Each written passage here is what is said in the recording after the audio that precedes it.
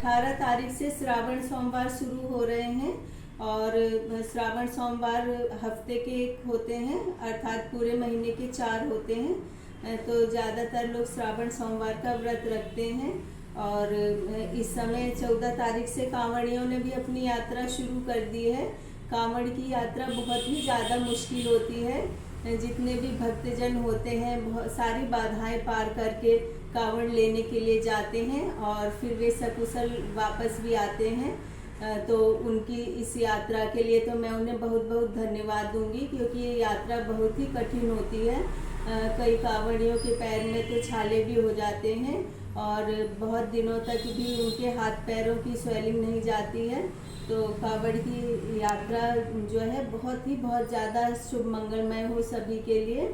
और ये जो सावन सोमवार होता है ये सभी हम भक्तजनों के लिए इसलिए होता है क्योंकि सावन के महीने में कहते हैं कि जो शिव जी हैं वो साक्षात धरती पर उतरते हैं और वे सभी को आशीर्वाद देते हैं। शंकर जी के लिए ये कहा गया है कि वह भांग खाते थे, धतूरा खाते थे, अर्थात वे भांग धतूरा खाते थे, लेकिन वो इसलिए खाते थे कि वो हमारे जो मनुष्य का विष है वो मनुष्यों में जो विष हमें मिले जो हमको नुकसान पहुंचाए, तो हमें नुकसान पहुंचाने की बजाय वो उस विष का पान खुद ही कर लेते थे। और ये कहा गया है कि उन्होंने शमशान घाट में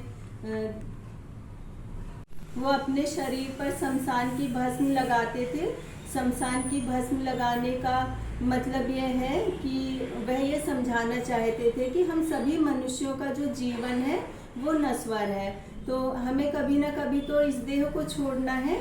तो इसलिए हमें अपनी इस देह का इतना ज़्यादा मोह माया और स्वार्थ नहीं करना चाहिए। और ये जो सावन सोमवार का व्रत है ये इसलिए रखा जाता है क्योंकि हमारे जो सृष्टि की जो सारी की सारी सृष्टि हमारी बनी हुई है वो ओम से ही बनी हुई है। और यदि हम ओम नमः शिवाय का मंत्र पढ़ते हैं तो ओम नमः शिवाय का मंत्र पढ़ने से हमारे जीवन के सभी कष्ट दूर हो जाते हैं और सोमवार का व्रत रखने से भी हमारी सभी मनोकामनाएं पूरी होती हैं। जो छात्र होते हैं उन्हें मनचाहा फल मिलता है और सभी के लिए सावन सोमवार का जो व्रत है बहुत ही ज़्यादा महत्वपूर्ण होता है।